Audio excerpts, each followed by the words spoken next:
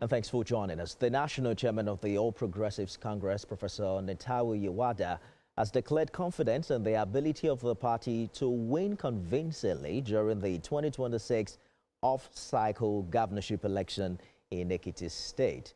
Mr. Yewada spoke today in Ado-Ekiti at the official launch of the party's campaign for the June 2026 governorship election. Chairman of the Progressives Governors Forum and Governor of Imo State, Hope Uzodinma, appealed to Ekiti residents to use their voter cards to ensure continuity of the good works of the incumbent governor. In his speech, Governor Biodun Oyebanji said he's seeking re-election on the record of his performances and promises to continue working for the socio-economic development of Ekiti State. Governors from opposition to those in government together take a vow for building roads, building bridges, building schools, building clinics. If we be the children, if we be the students, take a vow. The governor of Ekiti State has brought a new Ekiti State, a new Ekiti and United States. Ekiti State is now united. All the factors, the political classes work. There's a great unity, and this is the unity we want to continue with. Listening to people reeling out what we have done in 3.5 years. After God, the glory goes to the president who has been supportive of Ekiti State.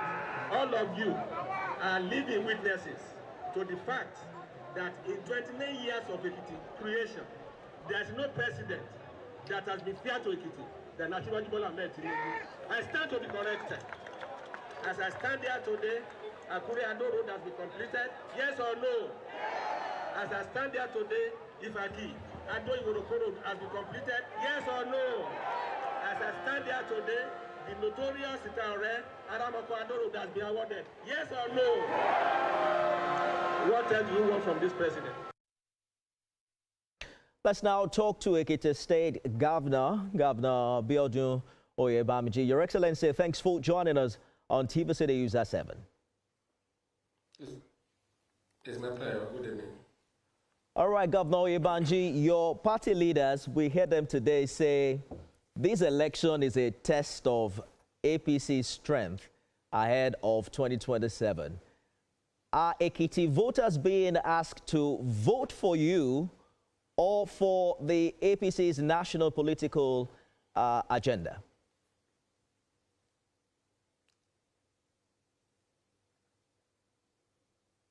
Hello?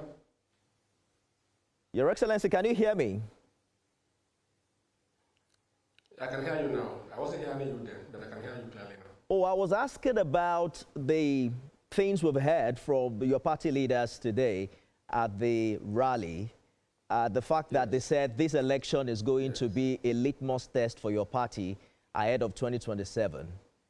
And I said, are Ekiti people being asked to vote for you or for your party's national political agenda? Well, there's no difference between myself and my party. It's the party that's going to be on the ballot. APC is going to be on the ballot, but I'm the candidate of APC. So there's no difference between myself and the party. But if you heard the national chairman clearly, he said that if performance is going to be a yardstick in electoral success, then we have nothing to fear in Ekiti State. In the past 3 years, 7 months, we have demonstrated capacity. We have served the people with all powers in us. And we have delivered on our promises unto them. We entered a social contract with Ekiti people 3 years ago. And then we can stand tall to say that those contracts that we have tried our possible best to ensure that we implement most of the promises we made to Ekiti people. And if you see the turnout today and the smiles on the faces of Ekiti people when we're driving around town, you will know that the election, they've made up their mind on the party to vote for. Yes, APC is going to be on the ballot, but the candidate of APC is myself. There's no difference between the two of us. It sounds very good, Mr. Governor. Your critics, however, argue that your administration has prioritized political stability and elite consensus over bold transformative reforms. How do you respond to claims that your leadership has been rather too cautious? Well, that is the beauty of democracy. People are entitled to their opinion, but not to their facts. But one thing I know is that for a state to develop, there's need for stability, there's need to also build consensus around policies and programs. But this doesn't mean that we've not taken steps to address most of the issues that are burdening our people. But what I do here is I refuse to be distracted. June 20 is around the corner, and Ekiti people will answer that question. But as far as we are concerned, we are on track, and we are implementing the agenda of the APC and our 6 pillars of administration to the admiration of Ekiti people. The people will be the ultimate decider on whether we have done well or we have not. And then there's no point to waste much time on that. June 20 is almost here, and Ekiti people will speak, and they've started speaking. And you can see them today, you can see the turnout yourself. So people can, talk is cheap, and one thing I've done in this office is not to allow myself to be distracted. Criticism is part of democracy. They are welcome, and that's the beauty of democracy. But people are entitled to their opinions, but not to their facts. Talking about the decision of the people, Mr. Governor, Ekiti has historically swung between parties. What are the vulnerabilities that you are most concerned about in this election? Where do you think the opposition can hurt you most? Well, in fairness, if it's on performance, I'm not sure they will have any convincing explanation to give to Ekiti people. They can ban all sorts of issues, but I know that Ekiti people knows the truth. So in terms of vulnerability, I don't think there's nothing too serious for us to fear about, in fairness. But this is a democracy, and I keep telling people that with respect to opposition, we have no opposition in Ekiti State. We have opponents. The aggregations of all the opponents are not even, they can't move a needle, electorally. But they are welcome to the race. So there's nothing to be worried about. Campaign organizations usually, cocksure. Yes, campaign organizations usually draw out SWOT, strengths, weaknesses, opportunities, and threats. It sounds like the Ekiti State Governor is saying he has no weaknesses in this election. Or perhaps you're not willing to share. This election is for us to lose. You have made reference to today's rally.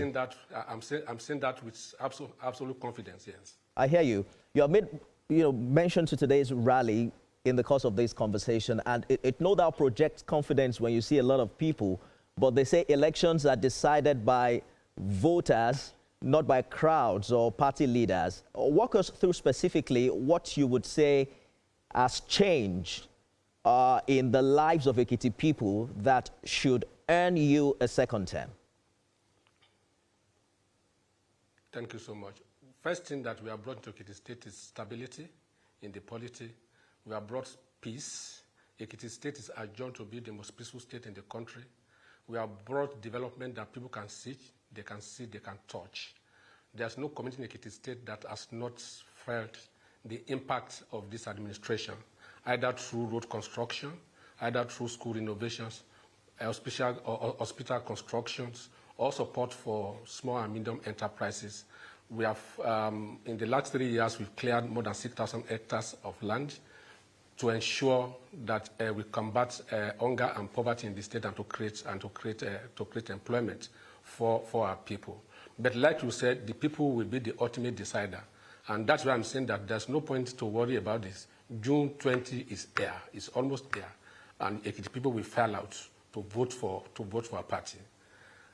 Finally, if you are re-elected, Mr. Governor, what will you be doing differently in your second term that you haven't done in your first?